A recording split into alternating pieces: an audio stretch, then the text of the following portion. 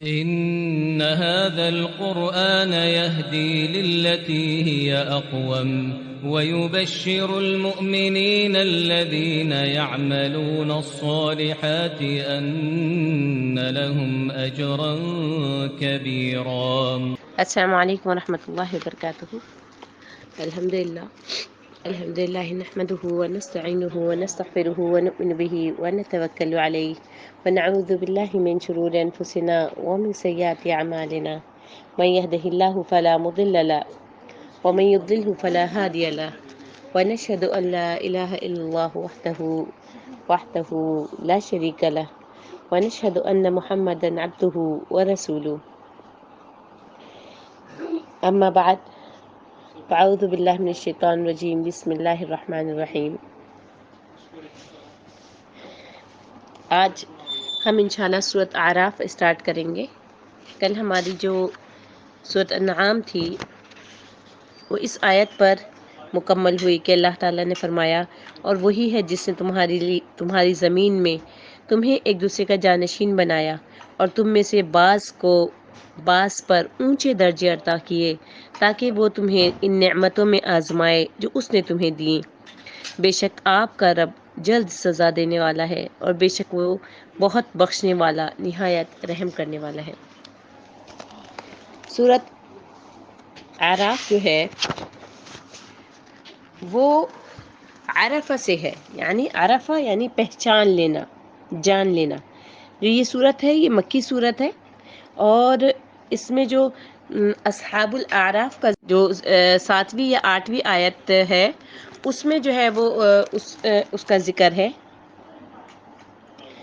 کہ جو جنتی اور جہنمی ہے وہ ایک دوسرے کو پہچان لیں گے. اس سے جو ہے وہ اس کا نام جو ہے وہ اعراف رکھا گیا ہے.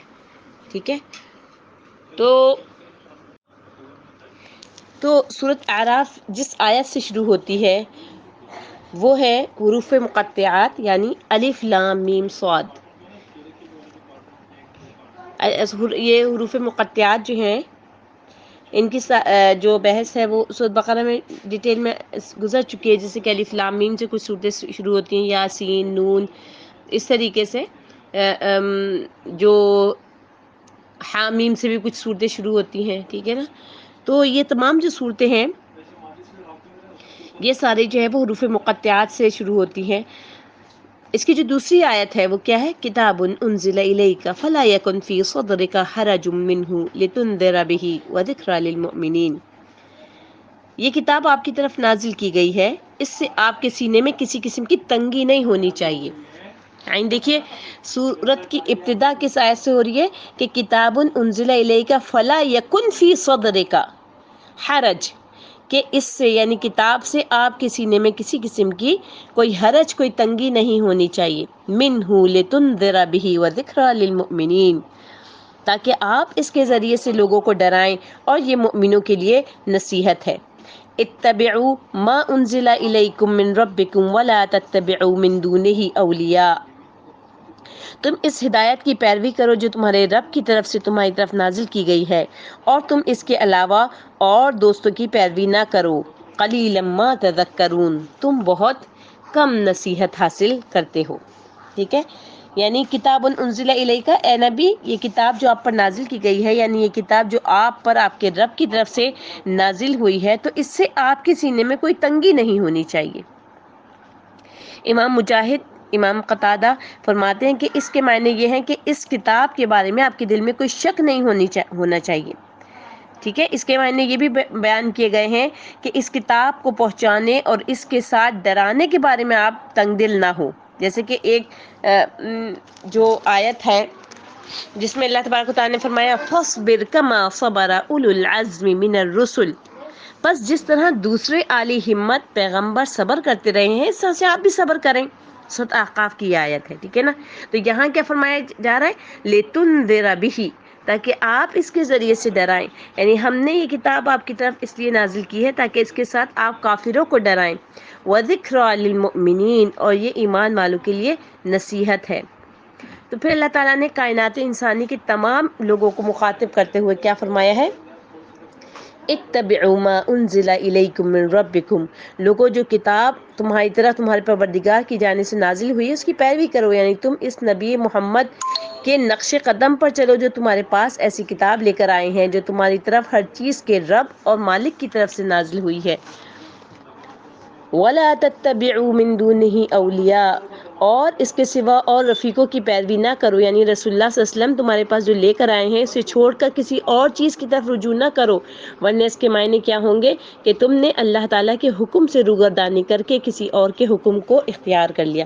اچھا، اب آپ کے ذہن میں یہ چیز نہیں آئے کہ نعوذ باللہ جو ہے وہ نبی کریم صلی اللہ علیہ وسلم کے سینے میں کوئی تنگی ہوتی تھی، یا یہ کہ نبی کریم صلی اللہ علیہ وسلم کوئی حرج محسوس کرتے تھے؟ نعوذ باللہ، ایسا نہیں، بلکہ سمجھنے کی کیا بات ہے کہ یہ پیغام جو ہے وہ اللہ تعالیٰ نے نبی کریم صلی اللہ علیہ وسلم کے ذریعے سے ہم کو دیا ہے، امت مسلمہ کو دیا ہے یہ پیغام، کہ ان کی طرف سے تو کوئی شک کسی قسم کی کوئی بات ہی نہیں ہے، ٹھیک ہے نا۔ نبی کریم صلی اللہ علیہ وسلم کے اوپر تو جو پیغام نازل ہوا انہوں نے اس کو بہت احسن طریقے سے، جیسے کہ کئی اور مقامات پہ اللہ تعالیٰ نے فرمایا کہ تم نے اپنی ذمہ داری کو پورا کیا، ٹھیک ہے نا۔ تو ان کے تو سینے میں کوئی ایسی وہ نہیں ہوتی تھی، لیکن آپ دیکھیں جب ہم اس کا لفظی ترجمہ کرتے ہیں، کتاب انزل الیک، کتاب نازل کی، الیک تمہاری طرف، فلا یکن فی صدرک، فی صدرک کا لفظ آیا ہے کہ تمہارے سینے میں کوئی تنگی نہیں ہونی چاہیے، کوئی حرج نہیں ہونی۔ تو یہ جو ہے امت مسلمہ کو پیغام ہے، جو اس کتاب کے ماننے والے ہیں، جو متبعین شریعت ہیں، جن کے اوپر یہ شریعت نازل کی گئی ہے، ان کے لیے یہ پیغام ہے کہ آپ لوگوں کے دلوں میں کوئی کسی قسم کی تنگی نہیں ہونی چاہیے، کسی قسم کا آپ یہ نہ سوچیں کہ اوہو اب یہ قرآن نازل ہو گیا اب ہمیں پھیلانا پڑے گا، اور آگے سے تو ہمارے جو کفار ہیں یا یہودی ہیں یا ہمارے وہ مسلمان بھائی جو کہ عمل نہیں کرنا چاہتے، وہ ہم پہ جو ہے وہ کچھ باتیں کریں گے اور ہم میں جو ہے وہ ادھر ادھر کی کوئی بات ہوگی، تو لہٰذا جو ہے وہ کیا کہہ دیا کہ آپ کے سینے میں جو ہے وہ کسی قسم کی تنگی نہیں ہونی چاہیے، ٹھیک ہے، یہ کلیئر ہو گیا۔ اور اللہ تعالیٰ نے پھر اسی لیے فوراً بات کیا کہا ہے، وَذِكْرَى لِلْمُؤْمِنِينَ، یہ مؤمنوں کے لیے نصیحت ہے، ٹھیک ہے۔ اور پھر کیا، اتبعوا ما انزل الیکم من ربکم، تم اس ہدایت کی پیروی کرو جو تمہارے رب کی طرف سے تمہاری طرف نازل کی گئی، ولا تتبعوا من دونه اولیاء، اور تمہارے رب کی طرف سے جو ہدایت نازل ہے اس کی تو پیروی کرنی ہے، اور اس کے علاوہ جو ہے وہ جو ان کے اولیاء ہیں ان کی پیروی نہ کرو، جو شیطان کے اولیاء ہیں۔ پھر آگے اللہ تعالیٰ نے کیا کہا، قلیلا ما تذکرون، اب یہ ظاہر ہے نبی کو تھوڑی کہا جا رہا ہے نعوذ باللہ کہ قلیلا ما تذکرون، یہ امت کو کہا جا رہا ہے کہ تم بہت کم ہی نصیحت حاصل کرتے ہو، بہت کم تمہاری باتیں کچھ سمجھ میں آتی ہیں، یعنی تم کچھ سمجھتے ہی نہیں ہو اس چیز کو کہ کس طریقے سے جو ہے وہ اس پیغام کو لے کے اٹھنا ہے اور اس پیغام کو لے کر دنیا پر چھا جانا ہے۔ تو قلیلا ما تذکرون، بہت کم تم جو ہے وہ نصیحت حاصل کرتے ہو، ٹھیک ہے۔ یہ والی آیت ایسا ہی ہے جیسے ایک اور جگہ فرمایا وما اکثر الناس ولو حرصت بمؤمنین، اور بہت سے آدمی گو کہ آپ صلی اللہ علیہ وسلم کتنی ہی خواہش ہی کریں ایمان لانے والے نہیں، اور اسی طریقے سے ایک اور جگہ فرمایا وَإِن تُطِعْ أَكْثَرَ مَن فِي الْأَرْضِ يُضِلُّوكَ عَن سَبِيلِ اللَّهِ، یعنی اور اکثر لوگ جو زمین میں آباد ہیں گمراہ ہیں، اگر آپ ان کا کہنا مان لیں گے تو وہ آپ کو اللہ کے راستے سے گمراہ کر دیں گے۔ ایک اور جگہ فرمایا وَمَا يُؤْمِنُ أَكْثَرُهُم بِاللَّهِ إِلَّا وَهُم مُشْرِكُونَ، اور ان میں سے اکثر لوگ اللہ پر ایمان رکھنے کے باوجود مشرک ہی ہیں، یعنی اللہ پر ایمان لے آئے، اسلام لے آئے، پھر بھی مشرک ہے۔ کیوں؟ کیونکہ اس کے ساتھ کسی اور کو بھی شریک کر رہے ہیں اور ان کو اس شراکت کا اندازہ ہی نہیں ہے۔ اب آپ یہ چیز نوٹ کیجئے کہ یہاں پر اکثریت کا بار بار ذکر کر رہے ہیں اللہ تبارک و تعالیٰ کہ وَإِن تُطِعُوا أَكْثَرَ مَن فِي الْأَرْضِ، پھر کہا جا رہا ہے کہ أَكْثَرَهُم بِاللَّهِ إِلَّا وَهُم مُشْرِكُونَ، یعنی وَمَا أَكْثَرُ النَّاسِ وَلَوْ حَرَصْتَ، یعنی زیادہ تر اکثر کا لفظ اللہ تبارک و تعالیٰ لے کر آئے کہ جو دنیا میں موجود لوگ ہیں وہ زیادہ تر جو ہیں وہ گمراہ ہیں، ٹھیک ہے۔ آگے کیا فرمایا وَكَم مِّن قَرْيَةٍ أَهْلَكْنَاهَا فَجَاءَهَا بَأْسُنَا بَيَاتًا أَوْ هُمْ قَائِلُونَ، اور بہت سی بستیاں ایسی ہیں کہ ہم نے انہیں ہلاک کر دیا تو ان کے پاس ہمارا عذاب اس وقت آیا جب وہ رات کو سوئے ہوئے تھے، او ہم قائلون، یا قائلون قیلولہ کر رہے تھے، صاف صاف اللہ تعالیٰ آپ کو بتا رہا ہے کہ تم قیلولہ کرنے کے لیے لیٹو گے یا رات کو سو گے تو اس وقت بھی تمہارے اوپر عذاب آ سکتا ہے. فما كان دعواهم اذ جاءهم بأسنا الا ان قالوا انا كنا ظالمين. اور پھر جب ان کے پاس ہمارا عذاب آ گیا تو ان کی پکار کیا تھی کہ بس وہ یہی کہہ رہے تھے کہ انا كنا ظالمین، بے شک ہم ہی ظالم ہیں، ہم نے ظلم کیا ہے. فلنسألن الذین ارسل الیہم ولنسألن المرسلین. چنانچہ ہم ان لوگوں سے ضرور سوال کریں گے جن کی طرف رسول بھیجے گئے، اور ہم رسولوں سے بھی ضرور سوال کریں گے. فلنقصن علیہم بعلم وما كنا غائبین. پھر ہم سب کچھ اپنے علم سے ان کے سامنے ضرور بیان کریں گے، اور ہم دنیا میں غائب یعنی غیر حاضر تو نہ تھے. اللہ تعالیٰ کیا کہہ رہے ہیں، وما كنا غائبین، ہم کوئی غائب تھوڑی تھے، ہمیں تو پتہ ہے دنیا میں کیا ہو رہا ہے. ٹھیک ہے نا، ہمیں یہ بات پتہ ہے کہ دنیا میں کیا ہو رہا ہے. وما كنا غائبین، یعنی سب سے پہلے تو اللہ تعالیٰ جو ہے وہ تباہ شدہ بستیوں کے حالات بیان کر رہے ہیں کہ جو ارشاد باری ہے کہ وَكَمْ مِنْ قَرْيَةٍ أَهْلَكْنَاهَا، اور کتنی ہی بستیاں جنہیں ہم نے تباہ کر دیا. کیوں تباہ کیا، کس لیے تباہ کیا؟ کیا اللہ تعالیٰ نعوذ باللہ ظالم ہے؟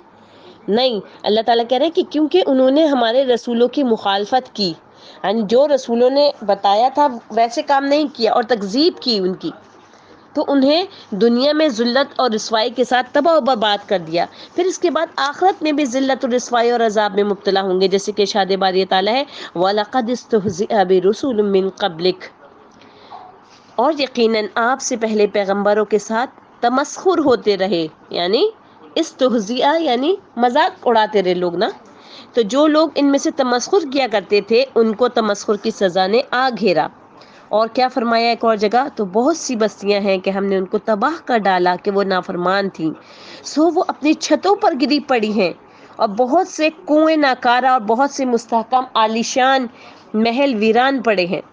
ایک اور جگہ کیا فرمایا، وَكَمْ أَهْلَكْنَا مِنْ قَرْيَةٍ، اور ہم نے بہت سی بستیوں کو ہلاک کر ڈالا جو اپنی فراخی معیشت پر اترا رہی تھی. یعنی ان کے پاس معیشت کے اتنے زیادہ اقسام تھیں، ان کے پاس کمانے کے اور طور طریقے ان کے اتنے اعلیٰ تھے کہ وہ اس پہ فخر کرنا شروع ہو گئے، وہ اس پہ غرور کرنا شروع ہو گئے.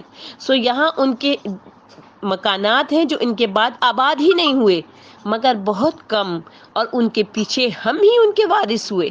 اللہ تعالیٰ کیا کہہ رہے ہیں، وَكُنَّا نَحْنُ الْوَارِثِينَ، ہم ہی وارث ہوئے ان کے.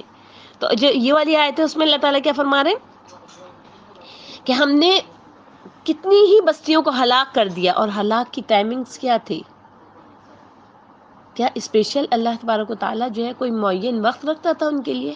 اللہ تعالیٰ کہہ رہے ہیں فجأ، اچانک آ جاتا تھا. بأسنا بیاتن او ہم قائلون، پھر جن پر ہمارا عذاب آتا تھا تو یا تو وہ رات کو آ جاتا تھا جبکہ وہ سو رہے ہوتے تھے، یا دن کو جبکہ وہ قیلولہ یعنی دوپہر کا آرام کر رہے ہوتے تھے.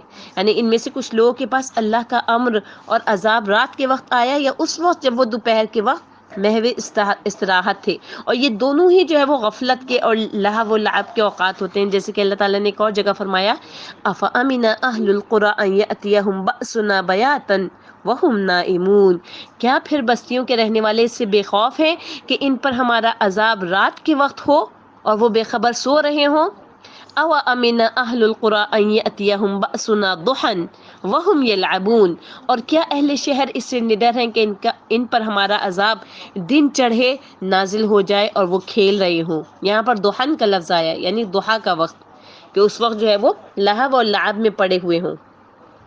تو یہاں کیا فرمایا جا رہا ہے، اللہ تبارک و تعالیٰ کیا فرما رہا ہے، افامن الذین مکروا السیئات ان یخسف اللہ بہم الارض، کیا پھر جو لوگ بری چالیں چلتے ہیں اس بات سے بے خوف ہیں کہ اللہ ان کو زمین میں دھسا دے. یعنی ان کو اس بات کا خوف نہیں آتا کہ کسی وقت بھی زمین پھٹے اور وہ داخل ہو جائے، زمین پھٹے اور اللہ تبارک و تعالیٰ ان کو اندر تک دھسا دے. کیا وہ اس بات سے بے خوف ہیں جو لوگ بری چالیں چلتے ہیں، یا ایسی طرف سے ان پر عذاب آ جائے جہاں سے ان کو خبر ہی نہ ہو، یا ان کو چلتے پھرتے پکڑ لے بس وہ اللہ تعالیٰ کو عاجز نہیں کر سکتے، یا ڈرا دھمکا کر ان کو پکڑ لے تو بے شک تمہارا پروردگار بہت شفقت کرنے والا اور مہربان ہے. تو اللہ تعالیٰ نے کیا کہا کہ جب ایسے کسی وقت میں فجأ اچانک ان کے اوپر عذاب آ جاتا تھا، بیاتن میں ہوتے تھے، قائلون قیلولہ کر رہے ہوتے تھے، پھر کیا کہتے تھے؟ اب عذاب تو آ گیا، اب کیا کہتے تھے؟ فما کان دعواہم اذ جاءہم بأسنا الا ان قالوا انا كنا ظالمین. پھر جس وقت ان پر ہمارا عذاب آیا تو ان کی پکار کیا تھی؟ کہ بلا شبہ ہم اپنے اوپر ظلم کرتے رہے. یعنی جب ان کے پاس عذاب آتا تو اپنے گناہوں کا اقرار کر لیتے تھے اور اس بات کا اعتراف کر لیتے تھے کہ وہ واقعی عذاب کے مستحق ہیں. جیسے کہ اللہ تعالیٰ نے ایک اور جگہ فرمایا، اور ہم نے بہت سی بستیوں کو جو ستمگار تھیں ہلاک کر ڈالا، اور ان کے بعد اور لوگ پیدا کیے. جب انہوں نے ہمارے عذاب کو دیکھا تو اس سے بھاگنے لگے. مت بھاگو اور اپنے ان عیش کے سامانوں کی طرف اور گھروں کی طرف لوٹ جاؤ جن نعمتوں میں تم عیش اور آسائش کیا کرتے تھے، تاکہ تم سے اس کے بارے میں دریافت کیا جائے. کہنے لگے ہائے شامت، قالوا یا ویلنا، ہائے شامت، انا کننا ظالمین، بے شک ہم ظالم تھے. پھر ہمیشہ ان کی یہی پکار رہی، یہاں تک کہ ہم نے ان کو کھیتی کی طرح کاٹ کر اور آگ کی طرح بجھا کر ڈھیر کر دیا. تو پھر اللہ تعالیٰ کہہ رہے ہیں کہ فَلَا نَسْأَلَنَّ الَّذِينَ أُرْسِلَ إِلَيْهِمْ، تو جن لوگوں کی طرف پیغمبر بھیجے گئے ہم ان سے ضرور باز پرس کریں گے. ایک اور جگہ فرمایا، اور جس روز اللہ ان کو پکارے گا پھر کہے گا کہ تم نے پیغمبروں کو کیا جواب دیا. ایک اور جگہ آپ دیکھیے، ایک موضوع کی ایک مضمون کی اللہ تبارک و تعالیٰ نے 4-5 آیتیں مختلف قسم کی جو ہے 4-5 آیتیں جو ہے وہ نازل کی ہوئی ہیں کہ انسان جو ہے وہ عبرت حاصل کرے. کہ جب مؤمنین جو ہیں، جو مؤمن ہیں، ان کے اوپر ہماری آیتیں پڑھ کے سنائی جاتی ہیں تو ان کے دل کانپ جاتے ہیں. کیوں کانپتے ہیں؟ اللہ تعالیٰ کے ڈر سے، اللہ تعالیٰ کے خوف سے کانپ جاتے ہیں. تو یہاں پہ بھی اللہ تبارک و تعالیٰ کیا کہہ رہے ہیں کہ اور وہ دن یاد رکھنے کے لائق ہے جس دن اللہ پیغمبروں کو جمع کرے گا، پھر ان سے پوچھے گا کہ تمہیں کیا جواب ملا تھا. وہ عرض کریں گے کہ ہمیں کچھ نہیں معلوم، یقیناً تو ہی غیب کی باتوں کو جاننے والا ہے. قالوا لا علم لنا انک انت العلام الغیوب. یعنی اللہ تعالیٰ قیامت کے دن امتوں سے پوچھے گا کہ انہوں نے اس کے رسولوں کو کیا جواب دیا تھا. اسی طریقے سے وہ رسولوں سے بھی پوچھے گا کہ کیا انہوں نے اللہ تعالیٰ کے پیغامات کو اپنی امتوں تک پہنچا دیا تھا یا نہیں. علی بن ابی طلحہ نے حضرت ابن عباس سے اس آیت کریمہ فَلَا نَسْأَلَنَّ الَّذِينَ أُرْسِلَ إِلَيْهِمْ وَلَا نَسْأَلَنَّ الْمُرْسَلِينَ، یہ ہے نا کہ چنانچہ جن لوگوں کی طرف پیغمبر بھیجے گئے ہم ان کی بھی باز پرس کریں گے اور پیغمبروں سے بھی ضرور پوچھیں گے. اس کی تفسیر میں جو ہے روایت کیا ہے کہ یہ سوال تبلیغ رسالت کے بارے میں ہوگا. یعنی حضرت ابن عباس نے آیت کریمہ ہے نا فَلَنَقُصُنَّ عَلَيْهِمْ بِعِلْمٍ وَمَا كُنَّا غَائِبِينَ، پھر ہم اپنے علم سے ان کے حالات بیان کریں گے اور ہم کہیں گے ہم غائب یعنی غیر حاضر نہیں تھے. اب جیسے نبی کریم صلی اللہ علیہ وسلم تو اپنے جو ان کا حق تھا وہ ادا کر کے چلے گئے نا، ٹھیک ہے. اب جو ہمارے پاس آیات ہیں، ہمارے پاس تفاسیر ہیں، ہمارے پاس صحیح اوتھینٹک جو احادیث ہیں، اسی کے مطابق سے جو عمل کر رہا ہے، تو اب نبی کریم صلی اللہ علیہ وسلم سے تو اس کی باز پرس نہیں ہوگی نا. کہ اگر کوئی جو ہے وہ جا کر بتوں کی پوجا کرنا شروع کر دے یا کوئی قبر پرستی کرنا شروع کر دے یا جو ہے نعوذ باللہ نبی کریم صلی اللہ علیہ وسلم کی ہی قبر کے آگے سجدہ کرنا شروع کر دے تو ان سے اس چیز کی باز پرس تو نہیں ہوگی، ٹھیک ہے نا.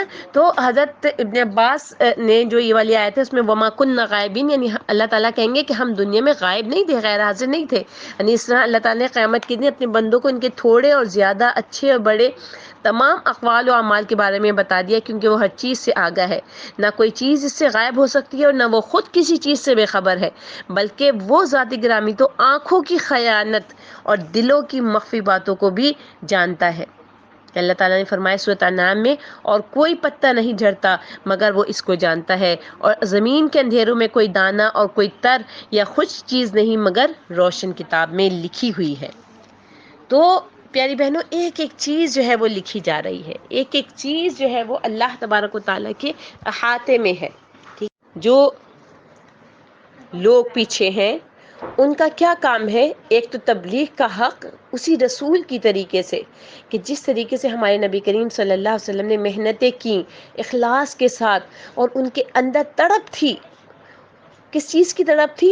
دعوت کو پھیلانے کی، اللہ تعالیٰ کے دین کو پھیلانے کی، اللہ تعالیٰ کی بات کو ایک ایک دل تک پہنچانے کی طرف تھی۔ ہم اپنے اندر وہ تڑپ پیدا کریں، ہم اپنے اندر وہ جذبہ پیدا کریں کہ کسی بھی طریقے سے ہمارے مسلمان بھائی جہنم میں جانے سے بچ جائیں، کسی بھی طریقے سے بنی نوع آدم جو ہے، آخر جو لوگ اسلام لے کر آتے ہیں، آج کل بھی اسلام لے کر آ رہے ہیں، ان کو کوئی تبلیغ کرتا ہے تو وہ اسلام لے کر آ رہے ہوتے ہیں نا، ٹھیک ہے؟ تو اب آپ دیکھیں کتنا بڑا ثواب ہے کہ ایک انسان جو کہ جہنمی قرار پا گیا تھا، یعنی وہ یہودی تھا یا وہ عیسائی تھا یا وہ مشرک تھا، اور آپ کی باتوں کی وجہ سے، آپ کے اعمال کی وجہ سے وہ سیدھے راستے پر آ گیا۔